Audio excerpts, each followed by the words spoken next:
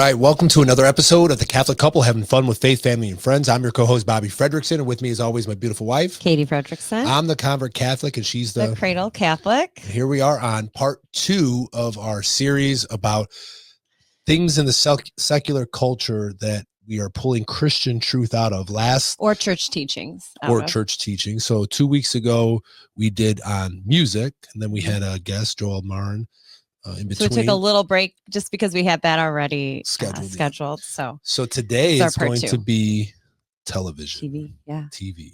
And so again, just like how we did the songs, we don't know each other's lists. We each brought 3 TV shows to the table and are going to identify Christian values or Christian themes or messages or church teaching within the context of that television show. So perfect. So you want to go every other? You go one, I go one? Yeah, I like that. Ladies first. Okay. All right. My first one, I think, is kind of obvious. It's a very popular TV show that we thought the last season was last year, but they're coming on another season. So my first... You got my same one. You have Blue Bloods? No, I don't. Oh, okay. But there is another show, though, like that. Oh, okay. Well, my first one is Blue Bloods. If you haven't seen it, Blue Bloods is a cop show, right? But it's a family, so it's generational police officers in New York, and the family is Catholic. So I think that's why I think this one out of all of mine that I've picked is the most obvious. They do talk about their Catholicism in the show. They have Sunday dinner together every Sunday as a family, no matter what. And they're a very busy family. There's a lawyer in the family. There's police detectives in the family. And the head of the family is the commissioner of all of New York. And it's Tom Selleck, and with the mustache and everything. But even with all that obvious Catholicism, I think the show itself, I always said, because when I taught high school theology, I taught freshmen, and freshman theology is mainly salvation history. And then the second semester is, unpacking Jesus Christ and maybe like the things we believe about him established through that early church in the creed. But later on in high school, you take a morality class, and in a morality class, you have in order to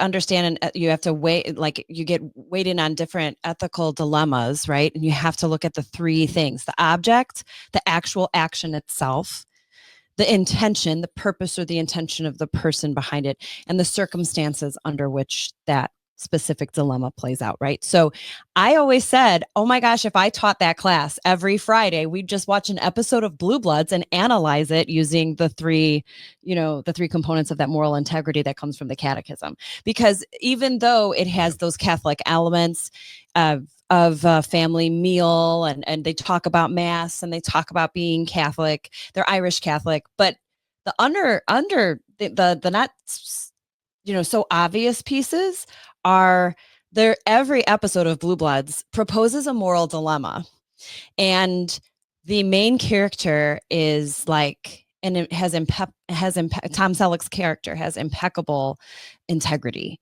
And Commissioner Reagan. And I feel like he's a leader that I personally look up to, even though he's a fictional character. I'm like, what would Commissioner Reagan do? Because he's full of integrity. But I always felt like this would be a really cool thing if I taught Catholic morality as a class. We would watch an episode of Blue Bloods every Friday, and we would analyze by the 3 things: the object, what is the action that this specific episode is, about, what's the intention of the person who committed that action, and what were the circumstances of which that would happen, and how would maybe they have played it out. So it would be a really cool thing, I think, to analyze every week, and be a fun Friday thing, activity. Well, it's funny because police work in general, like I took the police test, so that was 23 years ago. Mm-hmm. And when you take the test, they have a section of it that has like these different scenarios, like what would you do in this, there's like a guy robbing a bank, there's a person that's in a fire, there's like all these different things, and you have to justify like what action would you do. Mm-hmm. So that's part of even just getting into the police academy, that there's a test there, which is interesting, which is like these moral dilemmas. Right. And in our culture, there's so much subjectivity. when we talk about morality, there are certain church doctrines that do say that the object, the action itself, no matter what, is a mortal sin. For example, abortion, right? So no matter the intention or the circumstances, if the intention is, ending a life that's of the unborn, no matter the circumstances, it's wrong, right? So because of the action itself, the object of it. So like there's certain morals that are set in stone, that are black and white, and then there's other morals that aren't, like hiding the Jews, right, during the World War II with the Nazis, things like that. Like, where is it a sin to tell a lie? What are the circumstances? And so just really unpacking we're always that, looking I love for those that. exceptions. Like, we're always trying to like justify the things that are scenario, our case, but what about this scenario? Like, what if there was this? Like, we can easily go down that hole and try to justify any of our sins by saying, but it was because of this reason or because it was that reason. So it's a good show that helps you think about that. Well, even in those dire situations of life and death, and they're chasing a criminal, and they know for sure he did it, but they're not going to plant evidence to make sure that they can prove it, even though they know, because they have integrity in that. Right, exactly. So it's always that morality stands on a three-legged stool, and your action, the purpose, your intention behind it, and the circumstances under which are always going to be something that needs to be considered when considered if something is an ethical thing to do or not. And I think it would be it's just a really good show to unpack those things. They do a good job. I think why it's also good, because you have the police element, but then the sister, she's a lawyer, she's a prosecutor. So there's always, they're intertwined within their family, between they're have to have enough evidence to go to court to get the case, and like the brother is not going to get special treatment because he really wants this person to go to jail. It's like, well, where's the evidence before I get you the warrant? There's definitely no nepotism in this family. Everybody works very hard, and it's very good how they and that comes from the top down. And Tom Selleck's father, he was a police commissioner at 1PP, they call it, and so and there were several moral dilemmas that even he faced, and you saw how it ended. It's just very well done, very wholesome. Yeah, like it makes you feel good after watching it. Like, and this is why I wanted to do all of these things actually in the first place, is that if I don't have a character I can believe in, if I don't have something where I actually can find, what is it that all things that are good that come from God, right? Like, I'm not saying that everything about this show is exactly perfect within Catholic morality and dogma. No, but if I'm able every episode to find some nuggets, then I'm happy. And in this show, I find a lot of nuggets. That's good. Well, that's a good choice. I'll give it to you. I thought for sure when you were then there's also, I thought you did it. Well, then there's also we talked about this before. The commissioner has a relationship with the Archbishop of New York too. Yeah, and then there's some of those, even like how he's trying to hold up what the law says, and it's a juxtaposition between what the church is teaching with the mercy and justice, and there's a lot of those episodes where it shows a good balance. They have a good conversation, and they agree to disagree sometimes, and they conflict sometimes, and it's awesome to see how it plays out. So that it does a good job, and it's like I said, it's wholesome. The whole family can watch it, and it's very rare to see a family at the end of the day. They pray before their meal. They talk about each other's day and what's going on in their lives. Every Sunday. Every Sunday. So good choice. My first one is a show that I never in a million years would have thought I would have liked it. I don't even know how I started watching it. I don't either. I think I know which one it is. I watched a lot of TV when I hurt my back and I had back surgery. I was off for 8 months. So I literally couldn't move off the couch. I can get up, get down, but I'd lay back down. So I watched like every show. Like, I watched so much TV because I couldn't do anything else. So Walking Dead. Yeah. And this is where I wanted to do a few years ago, a Halloween episode on. I've not watched every Walking Dead episode with you. I don't have time. But the first season, I think when you first started watching it, I watched a lot of it with you. And the first couple seasons, like I watched it, and then I watched said, it again. Bob, this is the most pro-life show. Who would have thought?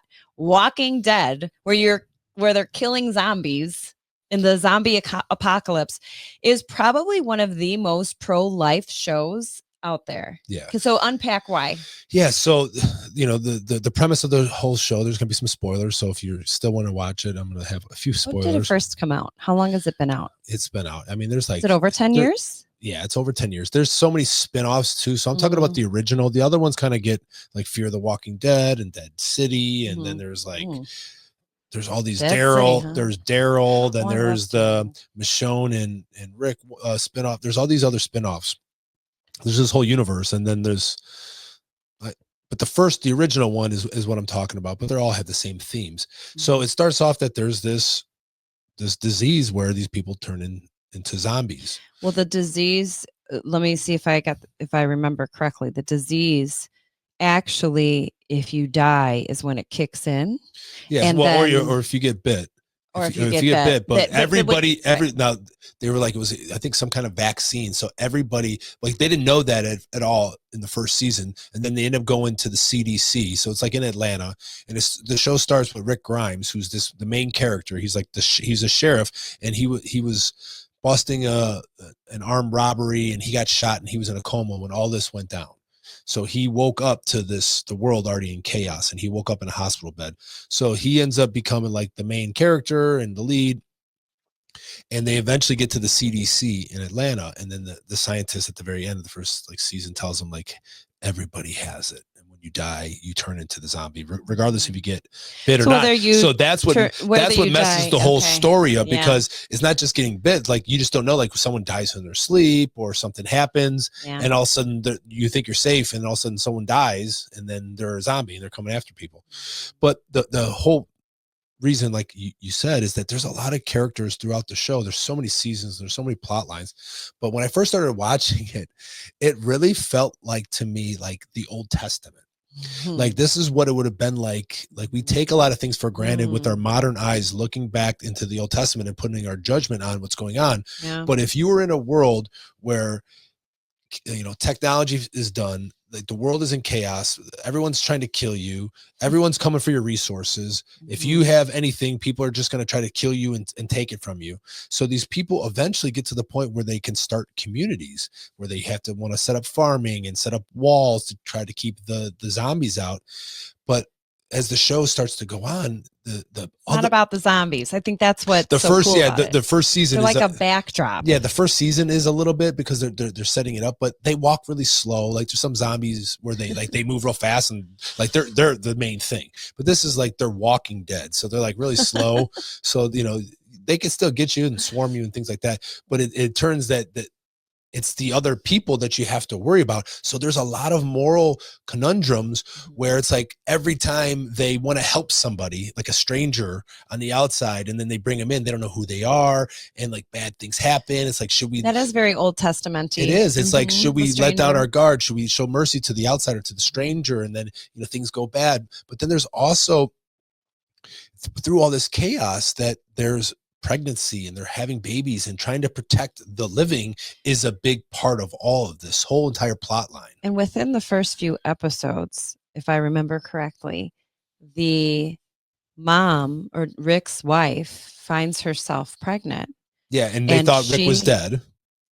They thought he was dead, and then he shows up. Because Shane was in there. John Bernthal's character was his friend, and then they end up kind of getting together. Remember? Yeah, and so she contemplates, do I bring a life into this world where everyone in it is, turning into zombies, right? And this whole, like, this violence and all this. And she does go into a pharmacy. She finds an abortion pill, and it literally, you see this character unpacking this scenario, this morality scenario, and she chooses life, and it's so beautiful. Even in a broken world. And that's what we hear a lot today, that a lot of people are like, I don't want to bring a child into this world. A lot of young people are saying that. And that little girl grows up throughout every season of the show. And her name ends up being Judith, which is a biblical character. Right. Who's a tough, and so it's just woman. So beautiful, I think. And such a testimony to the value of and the sanctity of human life. Yeah, well, no matter what situation you're in, and the amount of the extreme things that the extreme lengths that you go to protect your family and your loved ones, and the sacrificial love that is shown in that show. But that's what's good about these moral things is like, well, how far do you go? Yeah. And Rick, right away in the first season, he kind of sets it up. It's like, no, we're not going to live like these other raiders and these marauders. We don't kill living. We don't kill the living. We kill the dead at all costs. But then they get into eventually where they have to protect, their self-defense, which is one thing, but they're not going to go on the offensive and try to rape like other groups do. Steal. Yeah, there's bad people. Right. So they're almost like the Jews in this. They're trying to set up a civilization. And it's just, through the very beginning, we see this moral compass, this pro-life ethic of, but their people are still broken and they're flawed and they're sinners. So there's people who will, skate. There are people who are going to come in and try to steal or, take over or connive or it's that balance of justice, mercy, and self-protection, self-preservation, but also with an acknowledgement of the sanctity and the value of a human being and the inherent dignity of the human being. And that really permeates as far as what I saw in the first few seasons. Again, I have not watched every episode like you have, but I really saw pro-life, pro-inherent dignity and value and worth of the individual person and of humanity as a whole in that show. But it's just really, there are some parts that are really like dark and it's like, whoa. But that shows the capability. But it shows you because when you read the Old Testament, they were burning babies alive and sacrificing them to gods. Yeah. So we see there's scenes where there's all cannibalism. There's all this crazy stuff going on because there's society is broke down. Right. But there's also these other characters. Like in the beginning, we have the character Herschel. He's like a theologian. He's like a kind of like an evangelical kind of pastor, Maggie's dad. Oh, and he gets this whole speech about like, well, what are we risking all this for? Like when we when they go out of their compound or they go where they feel they're safe, they got to go to find medicine or they got to go doing these missions to try to save, save the life. They're risking. And he's like, well, what are we doing it for? Like, why? We're not doing it because we hate these other people. We're doing it because we love the people who are behind our walls. We're trying to do. And then we also have an actual like priest character. He's like, I think he was a Presbyterian. He was like a preacher, and it's a weird, crazy scene because he's like literally the pastor and everyone's turning in and he ends up turning in on what? Turning in to zombies. They're trying to get into his church and he locks the doors to save himself and everybody dies. Everybody in his flock dies. He turns into a coward and locks the door and doesn't let the people into his church. I didn't see those. Yeah, that was I didn't see. Again, moral dilemmas that you can unpack. And so, what was his name? I can't. No, I'm drawing a blank. He's the pastor. What was his name? Why am I drawing a blank? Is he the one that eventually has his own? Yeah, he ends up like group. He ends up like going through this. He goes through this tormented seasons because of that decision. He's having all these flashbacks. That's so the he's good thing trying about to make TV. It up through this whole thing. That's the good thing about TV is with a television show, especially with multiple seasons, you can really develop your characters. Whereas a movie, you only have a couple hours to really unveil Gabriel, Father Gabriel. Okay, and his name is Gabriel. Yeah. So he was a coward, and instead of helping his flock, so then as time goes on, he basically, this is I think season 5 it says, but he's the symbol of religious failure. Like when the world collapsed, he locked the doors of his church and refused to help his own parishioners, who end up being devoured. And so he's haunted. He's haunted by this. And eventually he's very repentant, and then he's helping other people lead them to God. So he's finding all these other situations, praying with people, still trying to keep the hope alive in his redemption. Yeah, of his action. And then my favorite character is Carol. For some reason and she was like, she started off as the evolution of her character is she was amazing. Her husband was beating her up real bad, and then she ended up becoming like one of the strongest characters. And she's kind of like just she's a mom. She's a mom, but she's kind of like a practical person. She doesn't really have faith, but she's like that in between. But she ends up like, and then Negan's like the big character who's like very adversarial, right? He's the really enemy. Bad He's guy. the one with the baseball bat with the barbed wire. But he has this other character arc too, where he did all these really bad things, but then he ends up sacrificing a lot and putting himself out there to save everybody. Like he went undercover. It was like this whole arc of like, hey, can people actually be forgiven? And then the people within who knew him, like they didn't want to forgive him. So there's a lot of this forgiveness, and there's so many of these storylines. It's so deep, but it becomes where it's not so much about the zombies, that it's about these the human story the and human what story. we're capable of. And every time I watch it, I think like, well, if I was with you guys and my kids, like what would I do and what wouldn't I do? Like, because like I said, time after time, they let an outsider or stranger in and it ends up backfiring. It's like, is it worth risking that for the safety of my family to let somebody I don't even know? But also, you know, And when that's you know a that's our faith, character, yeah. But when you know a character, you're like, why didn't they just let them in? But you have to try to see those perspectives of why they would be apprehensive. Yeah, because why are to they by risk their themselves? Like, family. why are they still there? Like, as time goes on, there's all this. A lot of people have a past of like killing people and like doing whatever it took to survive. And how far would you go? But it does just remind me a lot of the Old Testament. It's like these walls and fortified cities and sieges, and but it's a very pro-life show. So so if you're looking for a pro-life show and you can deal with the zombies, like I said, it becomes secondary. I knew that was going to be, well, actually that was going to be mine, but I'm glad you did it because you watched all the seasons, and that was the only one that I kind of knew you were going to probably do. Yeah. So there's a lot of the themes I put, spiritual cowardice versus conversion and redemption. And then the priest, he ends up becoming basically a warrior and a shepherd. He transforms. He doesn't just become soft. He becomes a warrior at the same time. He's a lion and a lamb kind of a character.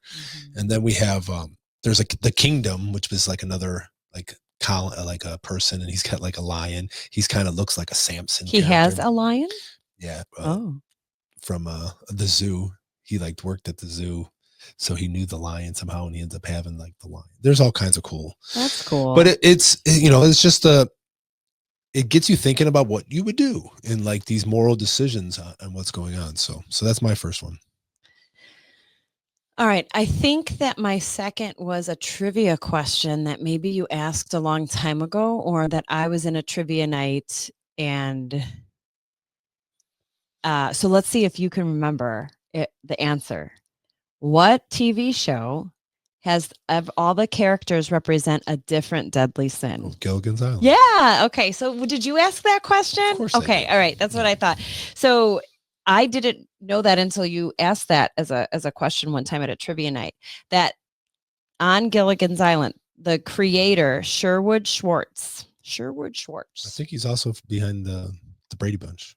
I think so too. He used the 7 deadly sins as the inspiration for the characters on Gilligan's Island, which is so like, you actually don't really put it together until, and I've actually seen different things with 2 of them. So, well, first of all, the most obvious is Mr. Howell, the really rich guy, greed, right? Because it's all about money. He talks about money a lot on, the millionaire. Okay. And his wife. Yeah, well, his wife is the one that goes back and forth with one. So Ginger, she's the hot one. She's lust, right? She's the temptress on the show. She is also very vain. She's always looking at herself in the mirror, always has to look perfect. Very, very much focused on how she looks and how she can attract others. So hers is lust. The professor is pride, that he's this know-it-all, right? That he is he's confident in his intellect, but to a point of where overconfidence in that and in his pride. And then Marianne is envy, more so envy of Ginger, right? And I always thought Marianne was cuter anyway, didn't you? I think she was really pretty, but they both were. Okay. I was more of a Ginger guy. Maybe it's the red hair. She kind of but when like the way, because she's the movie star, and they say the professor and Marianne, she doesn't even have like a title. It's just her name. She's like unassuming, so she's like the girl next door. She's like the girl next door. She's not, so she has this envy for what for what Ginger has. The skipper gets mad a lot. So because of that, he represents wrath. I think he's He like always- bumbly and stupid He always though. gets mad at Gilligan. But he does always get mad. He does yell at Gilligan a lot. So I guess I could see that. But he deserves a lot of it. Right. Because he's, yeah. So within that, this is where it flip flops. In two different things I've researched, they've said that Gilligan is the gluttony because Gilligan always wants to have Marianne's pies, you know, like he's always eating.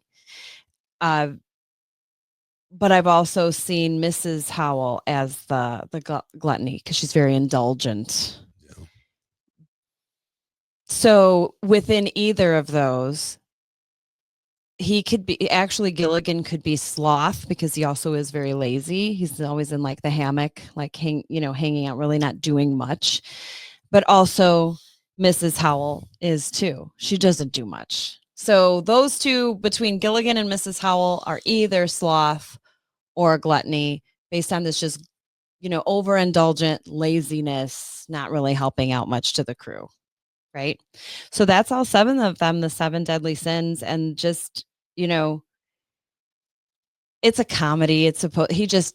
Every character he wanted to make different from the other. And so that's how they ended up having the personalities that they have, and that they are all in this, like this shipwreck together. Yeah. It's almost kind of like also like a take on The Tempest from Shakespeare. Mm-hmm. Kind of. There's some themes like that too. I always thought. So the other part to the 7 deadly sins I've heard is Snow White and the 7 dwarfs, and that each one of the dwarfs represents some kind of a deadly sin, and that's why each one of them is a dwarf man that isn't their full potential of being the man that they're supposed to be. All 7 of them would be like an integrated man. Yeah. Yeah. So anyway, the whole idea, I never knew that until you had that as a trivia question. So I thought that was really interesting. So now I honestly haven't watched Gilligan's Island since I was like in grade school. So I wonder if now watching that, knowing that those were based on the 7 deadly sins, I wonder if now I would watch it different and see more of the know-it-all-y pride in the professor and the wrath and in the skipper. Mr. Howell's greed is very obvious. He's always talking about it. But yeah, I think that it'd probably be more noticeable now after watching, and that each one of those contributes to why something goes wrong or something is difficult within their group of living in that community that they're forced to live with each other with all these faults. So anyway. The second one I thought you were going to pick. No, see, I don't know what that is. What's your second one? Stranger Things. There's a lot in Stranger Things that. Well, I'm going to get into it. So let me. Yeah, it's mine. So let me. Okay, all right. Go ahead. Tell me where you're at with Stranger Things. It's the real battle is spiritual. So we know like this upside down world, the Demogorgons. There's this evil like that you feel through. There's a spiritual reality, and the spiritual reality is a multi-dimensional. Yeah, and that's the way it really is. Mm-hmm. And evil is real, but what ends up overcoming evil is sacrificial love. That's how it works. Like, so we have the main character is 11. Mm-hmm. They call her Elle, which is also kind of like another word for God.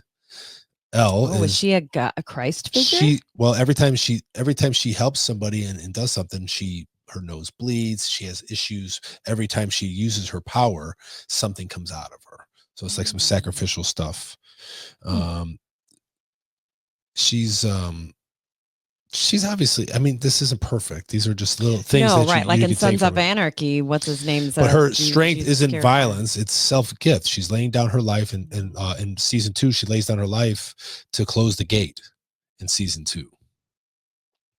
And then the other characters are Mike Wheeler. He's the humble kind of character. Mm-hmm. And then Hopper is the cop. He's the one who kind of takes in Elle. He's like this fatherly kind of, character where he makes a bunch of mistakes, but he's like, kind of like this suffering has redemptive power. He's like kind of like down on his luck, and he just kind of by sacrificing and taking this girl in, and like, actually made him a better person. Yeah, by treating her like it was his own daughter. Right. And that he was willing to to lay down his own life for her and eventually the kids. And the spiritual reality, what is that thing called? The shadow figure is behind all of it. Yeah. And this that it is an entity that lacks It's like Satan. that is what evil is. So this upside down, and the upside down, there's no presence of good, there's no growth. It's kind of like a hell. It's very like caved everything's in on upside itself. down is how Everything's Satan upside is. down. It's like the opposite of, And it's very caved in on itself. that's the definition of sin. Right. And the main, is it called the shadow? What's the thing called? Not the shadow, the big monstery thing, Not but the Demogorgon is the first season. The entity behind it is an intelligence, and in that intelligence, he's a very dark, lacking any kind of love or goodness. And so that is it all starts off. Then the first is that he gets possessed by this character, and that's like a whole demonic possession, and he's lost, but he's kind of like he's there, but he's. And I think that there are some truths. I really do believe that the spiritual realities that do exist are another dimension. There is proof of dimensions. Yeah, there's within the science. Our senses only go so far, but they've proved that our senses, that there are other dimensions that we can't perceive with our senses. And that, and that's the way that we talk about our faith a lot, is that, the veil would be lifted, the veil between, like Jesus, we just had the ascension. Jesus didn't go away somewhere. He went on the other side of the veil. That's a lot how the church fathers would talk about it. That's why the veil was torn from top to bottom. Like he wasn't like on a cloud and came down to earth. That isn't what happened. They say he descended, he condescended, that he went from being God to being incarnate. So that was like humiliation to God, but he did it for our sake. But it was like he didn't go away to somewhere else. And doesn't Elle have to go into the upside down in order to defeat it? So there's your descent into hell. Yeah. If she's that Christ figure who lays down her life. But I think she could also be considered a mystic. A mystic that has an ability to like experience, a prophet, or like an Elijah or Elisha. Yeah, or one of the saints. That's a mystic that's able to tap in. The main part, and why a lot of people thought it was a very popular show on Netflix, was that it's the nostalgia. The nostalgia of like the 1980s, Hawkins, Indiana, but it's also the battle between good and evil. Right. And this is the story that, the best stories are one that's taken after Jesus, that hero's journey. And that's what Jesus. And sacrificial love. Being the hero's journey. These kids go on this journey where they have to learn the skills, and they're just kind of dorky kids playing Dungeons and Dragons kind of stuff. And, they grow coming of age. Evil. It's gateway. And then they end up having to get new skills and get trained and get braver and get stronger. And then obviously they have this it's kind of like a Lord of the Rings type story. It's like the kids are kind of like Frodo from the Shire, and Elle comes in. It's like kind of like a Gandalf character, similar like how Gandalf's like a Jesus character. So this whole motif, like if you stop and look at a lot of TV shows and movies, you're going to see this or stories in general. You're going to see these are the good stories. It's the hero's journey, the arc. Because you can't escape the good, the true, and the beautiful are always they're everlasting. You cannot escape them. So good movies, good TV shows, good songs, good characters are going to have some element, not a fullness of truth. Jesus is the only one that is the fullness of truth, but there's always going to be an element of it. And the good, the true, and the beautiful are always going to permeate through and withstand the test of time. That's why so many stories that are very old, have not, have kept on going because of their elements of truth. Complicated. They're also not like this guy's evil, this guy's bad. Like every person has that capability within them, or there's a moment where they flash, where they have to make a decision, or they maybe make a bad decision, and then they have to redeem themselves and confess and repent. So it's like these characters, like the bad ones, where it feels like it's propaganda. It's like, well, they're so good, they're so evil. It's like it's very predictable. But when you're watching a story, like you don't know what they're going to do. Hopefully in the end they're going to do the right thing, and usually it does that way. But it's fun to be on those journeys. So Stranger Things. Yeah, I'm surprised I didn't pick it either. That's a good one. That wasn't on my radar. I didn't even think of it. I just like the spiritual stuff. The spiritual realities of it and the multidimensional, portals and all that. I believe in it. Okay. Well, not that show, but okay. My next one, I cheated. My next one is a night. Like on Friday nights. Oh, TGI Fridays. TGI Fridays. So what was the... Well, even the title is Thank God it's Friday. Thank God it's Friday. I think they would say thank goodness it's Friday. Well, I don't care what they say. But God is good all the time. So, but what's the main theme in all these shows? So this was the TGIF. Full House.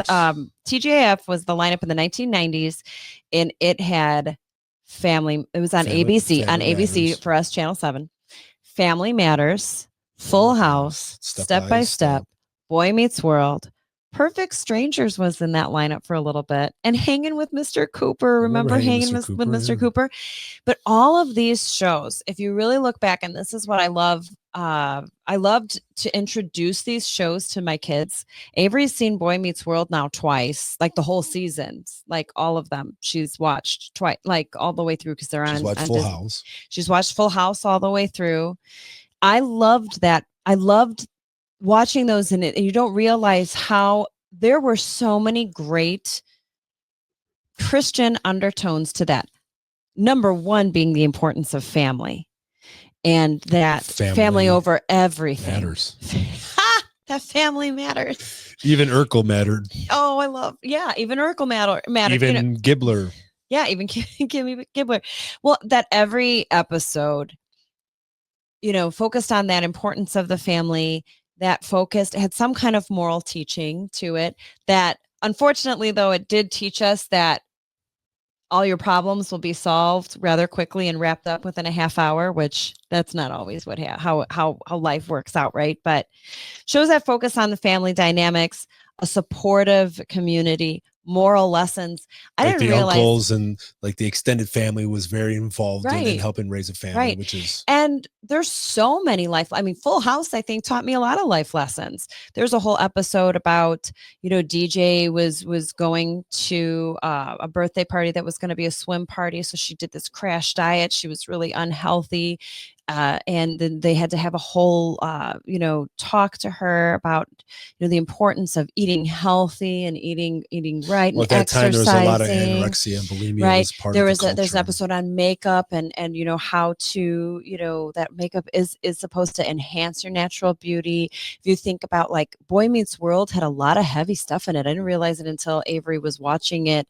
Then I was like, wow, a lot of that stuff went way over my head. But they had a heavy episode about a girl who was being abused by her father, and she was able to stay with Sean. It was just real life issues and handled them with the way that was handled in a moral way that showed right and wrong. Not to ignore and say that these kind of things don't happen, but showing it in a light that like handled in a way that's with compassion and with a lesson at the end. There was a lesson, and those lessons included love, forgiveness, the importance of family as being the foundation to all of that. Your characters would face and resolve by the end of the episode all these moral issues. I mean, look at Saved by the Bell. We all know not to take caffeine pills, right? Like there's so many different lessons, even in stupid Saved by the Bell episodes that can be. Take that back. No, I shouldn't say stupid. I mean, like stupid. Silly, like the silly. I didn't even use that, but I could have definitely. Yeah, no, there's a lot of moral lessons in Saved by the Bell too. So just that whole. What I'm trying to say is, 90s sitcoms. They had almost a formula to them. That's why I was like, I can't pick just one show, because I thought, Full House, and I thought Boy Meets World, and I was going back and forth. But again, it's about the foundation of family. There's always some kind of moral thing to solve. You learned a lesson by the end, and you knew when that lesson was being taught because there was some kind of music associated with it that got a little bit more hokey, right? Anytime Danny or Aunt Becky would be talking to one of those girls, there would be some kind of special music that would come on, Uncle Jesse getting all teary-eyed about something, there was always something to be learned. And I challenge parents, have your kids watch the TV shows that you grew up with and unpack some of the things that they were being taught. These are all were after school specials, but packaged in a much neater, entertaining, relevant funny box characters. with funny characters that Uncle you could Jesse, relate to. And Uncle Jesse. I don't really feel like there's that many shows that do that today. Well, they do, but they're forcing other weird. But they have other weird agendas that aren't authentic, and I think that's why they're not memorable. Because again, the true, the beautiful, the good, it's going to withstand time. You can't escape. And if it's not, if they're good, you feel like when they're pushing it, like you can feel the inauthenticity. I really had hopes because I really like an agenda. Hold on. When they insert an agenda that's inauthentic and it's an agenda, it's so obvious and it doesn't fit. You don't, and it does not teach you anything. It feels clunky, and it's obvious. It's like, this doesn't. What's the point of it? It turns into it's propaganda. It's not true art. Yeah, exactly. So that's what's going on with The Last of Us, which I highly recommend to not watch it. Because I like the zombie stuff. I got into that with Walking Dead, so I'm like, okay, another zombie thing. These zombies are fast. I'm like, okay, cool. It's like these ones are fast. I usually am used to slow zombies. Yeah. Let's see what this is like about. 28 days later, they're pretty fast. Or World War Z, they're really fast. They're really fast. They can climb the that was in the Hoover Dam, isn't it? No, that was Jerusalem. That was the Hoover wall. No, I thought it was the Hoover Dam. That's another. But they actually are making the new 28 days later. It's 28 years later, which actually looks really good. Oh, but anyways, I don't even know. It looks good. So anyways, so this was like a zombie movie based on this is a bonus, but don't watch it. Zombie TV show. Yeah, Last of Us with Pedro Pascal and the girl who's like the most unlikable character. So it's like, okay, zombies and moral stories. And then out of nowhere, there's this weird episode where it's literally this guy's like a right-wing guy who's like, he's got "Don't Tread on Me" flags, and he's like a man's man, and he like built this compound, and he's like really safe. He's got all these guns. Turns out he's a closet homosexual, and the other guy he just was longing for a guy, and the whole episode is like it's about this romance, and it has nothing to do with any of the story. Like they don't even make it past this episode. It's like it was thrown in there. It wasn't part of the video game. It was so weird. And then I'm like, okay, so I stopped watching it. I'm like, this is ridiculous. So then I end up like, I want to know what happened. So then I'm like, hey, good. They stopped that part. I didn't have to deal with that anymore. So it got pretty good. And then the second season, they said half of the viewers left.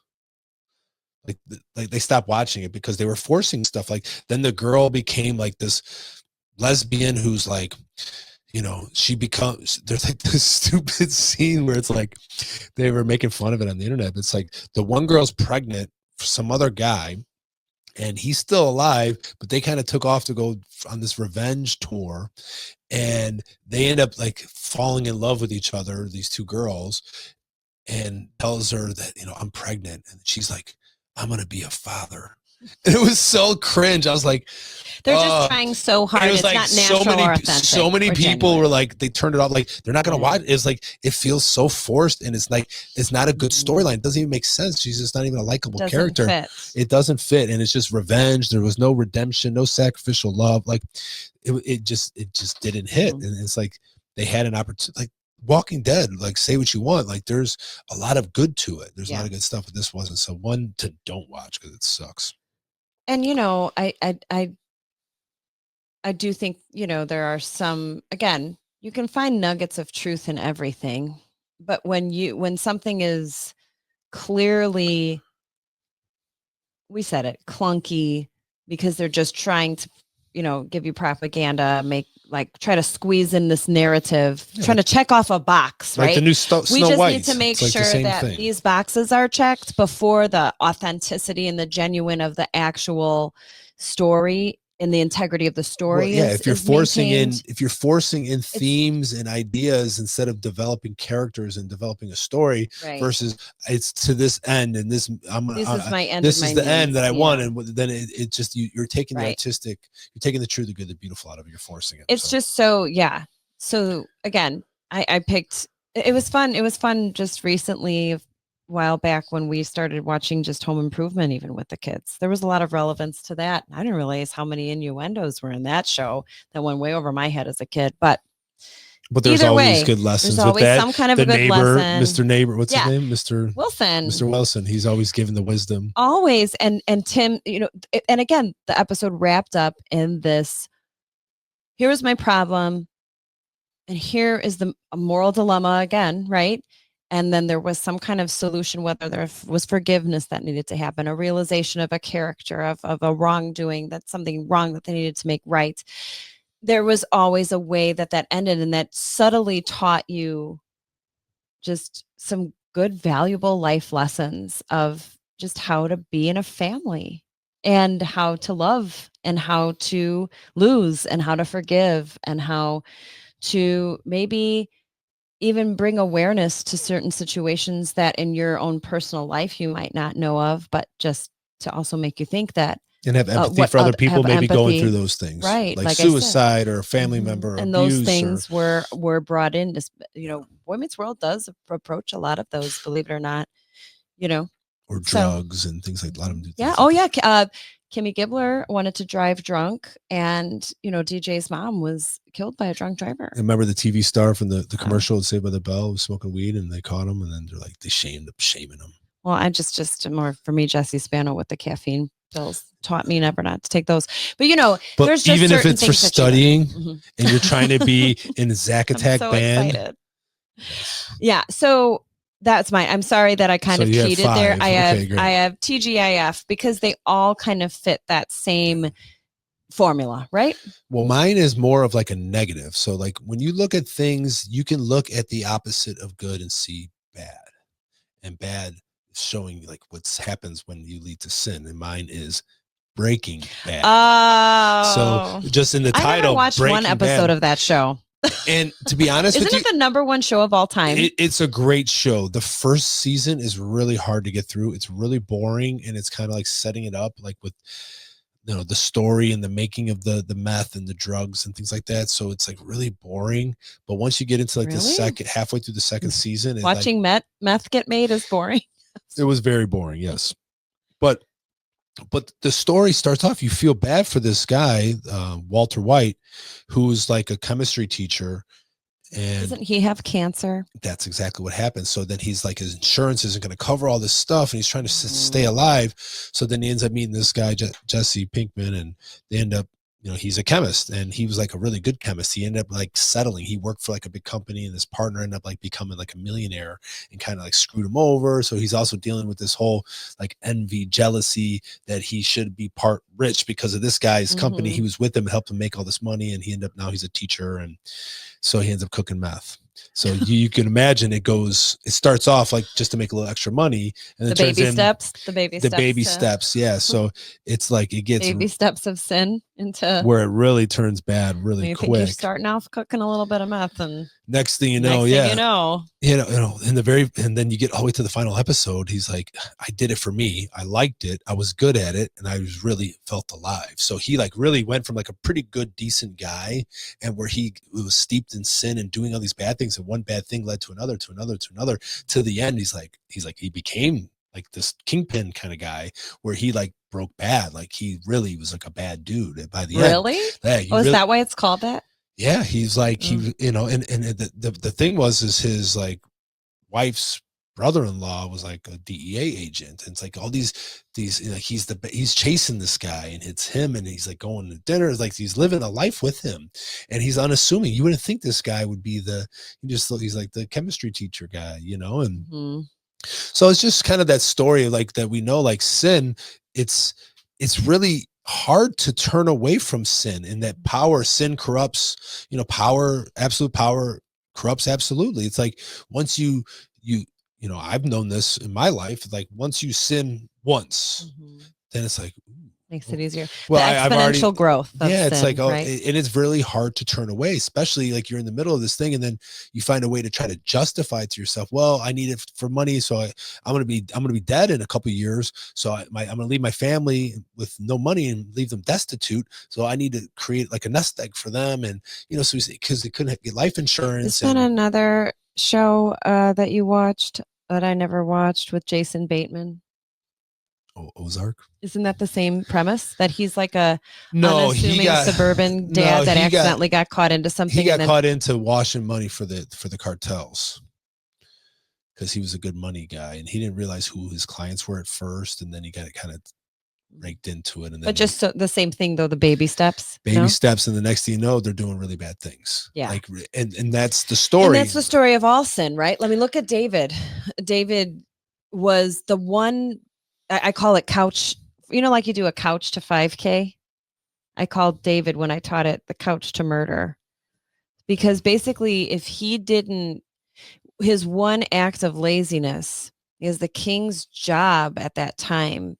The king's place was with his men, with his army, and he chose to stay back and just be lazy.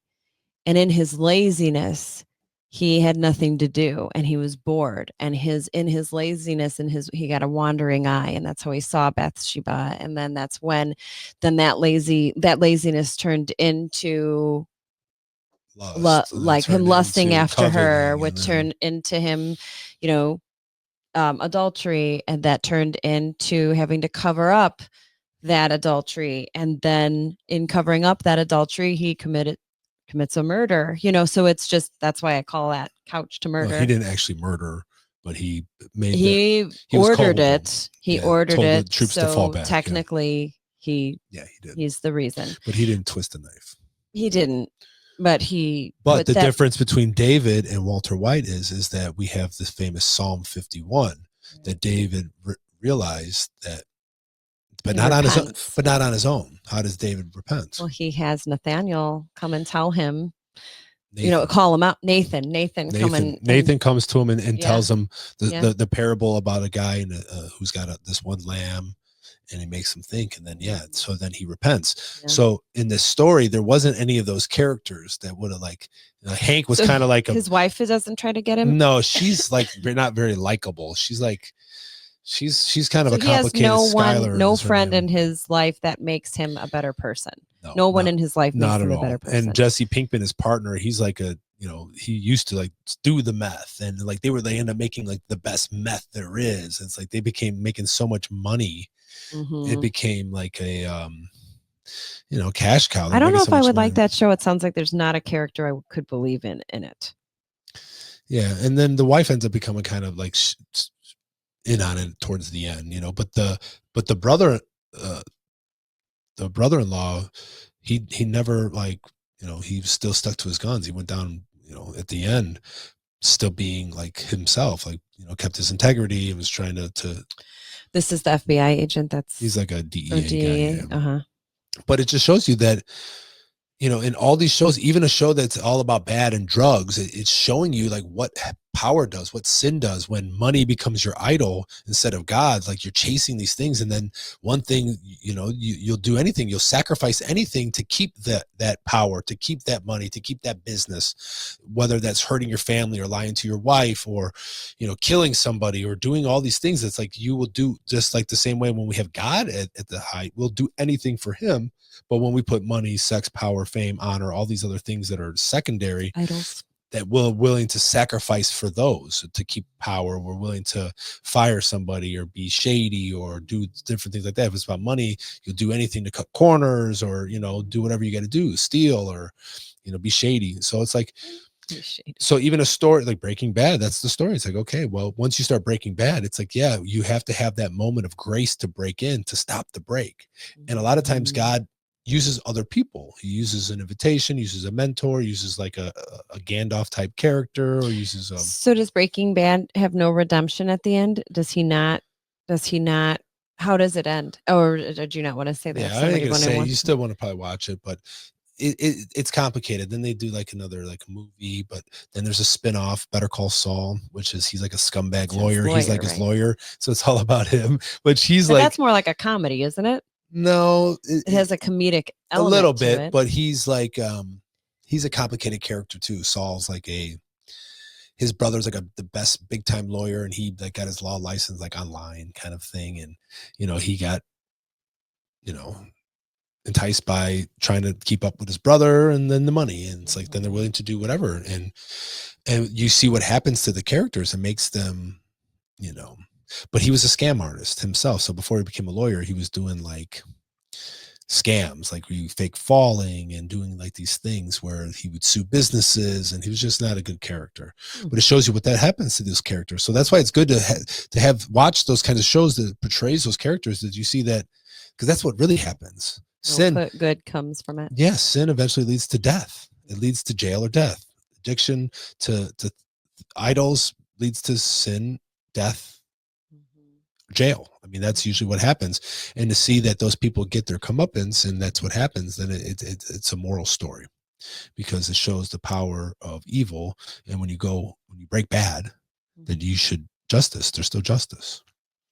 So I think that while, binging Netflix is not the best use of our time, that I do think that it's important that what we're watching should give some kind of an element to making you better, or you finding these nuggets or And looking for everything that you're consuming, listeing, watching. Right. What are you consuming, reading, and how is it forming you? and how does it pertain to the gospel? Like how is it helping or hurting you? Like, or how is that, how you can learn a lesson from somebody doing bad things? Like, okay, obviously this is, what would I do in that situation if I was dying from cancer? And then it gets you thinking, like I said, what would I do if I know, like, I had no money, my family, like I got a newer born kid and I don't have life insurance and I don't want to leave you guys with nothing. Like, what would I be willing to do? Would I just trust God? It's like those are the decisions we have to make. It's like, yeah, am I going to cut corners or try to do this and try to do that and try to justify that bad behavior? Or am I going to trust God that he's going to take care of it? So I think that when we consume things, especially if we continue to consume the word of God, consume him in the Eucharist, consume the ideology of God, that of our faith, the Catholic social teachings, the Catholic Church's just teachings and itself, and what they mean and what their foundation is in, that when we look at things through that lens, we should be able to find nuggets even in things that are secular, even in things that maybe aren't even realizing they're trying to be this, this vessel of having a truth within it. I think that, again, you just can't escape the good, the true, and the beautiful, no matter what, right? Or their opposites that point to that. Opposites that are still going to point to it. So an opposite can still point to, and that's what's going on in this world. A lot of people are recognizing the evil, and then they know that if there's evil, there's got to be good. But the story is that it isn't dualistic. It isn't, oh, they're equal, they're antagonists. No, God won. God is way more powerful than Satan. But Satan and the evil one and his minions have power in this world. And sin leads to breaking bad. It leads to stranger things. And next thing you know, you're the Walking Dead. But sacrificial love can conquer it all. That's it. So this was good. I liked your 3. Did you? Too. I didn't. The only one I knew out of your 3 was the Walking Dead, because I kind of almost took that too. So if you like this episode, you're not going to want to miss our first episode. If you didn't watch that, go back and watch the one on music. We're going to do one on 3 movies, and I'm going to take, because I've seen a ton of movies, so I'm going to pick some really good ones, ones that you're not going to think. I know. And we're going to try to do our best. So hopefully, if you found this useful, don't forget to hit that subscribe button, hit like, share it with other people. This is an entry point to help other people who maybe not going to church or maybe not reading the Bible, but they can see things that they do. They watch TV, they watch movies, they listen to music, they can pull things out, and you can use that as a stepping stone to talk about, like, well, hey, did you ever think about that? Like, why did they do that? Or why is this? Or why is that bad? And why is this good? Like those questions, like, well, he's Breaking Bad. Well, who says that's bad? In what world is that bad? It's only based in the moral lens of Christianity. Before, that was always good in the world. Like, you had to do whatever to survive, like might makes right and things like that. So it helps you lead to those deeper conversations. We can use the secular and use the culture to bring God to other people, because that's where the other people are at. They're on social media, they're on YouTube, they're already doing these things, they're watching sports. Sports is another great thing. It's like those moments in sports helps you remember. Sports is a great indicator of the need for rules and boundaries. And sometimes there's miracles. Miracles on Ice. So if you did like that, please, it helps us get out there we're trying to get up our subscribers on YouTube. We're on Instagram. We also have an article coming out. We're going to start writing for Catholic Exchange. We got that going on. So we just watched an awesome movie, The Ritual. If you haven't, if you want to see a good exorcism movie, The Ritual, message me. I can send you the link for the tickets. It was excellent on like 2 Catholic priests about a real exorcism that happened in the 1920s. So a lot of cool stuff going on here at the Catholic Couple. We appreciate all your support, but most importantly, we ask that you pray for us, pray for our marriage, pray for this ministry. We would really appreciate it. In the name of the Father, Son, Holy Spirit, glory be to the Father and to the Son and to the Holy Spirit, as it was in the beginning, is now, and ever shall be, world without end. Amen. God bless you. One thing before you hold off, Word on Fire unpacks a lot of cultural things, especially TV shows and movies. Yeah. So if this intrigues you, we'll also put a link. We'll put a link to Word on Fire. That, some because things to honestly, when like there stuff, are Bishop Barron's way better. He really is. He knows how to. He knows how to take the nuggets. He finds the nuggets in all of it. And in a few movies that I've watched, I've looked to see if a Word on Fire article. I think his very first video was about The Departed. That's what really got Bishop Barron famous. Oh, okay, yeah. So just a little. We'll nugget share a there. link to Word on Fire. So we do appreciate you. God bless you, and have a beautiful day.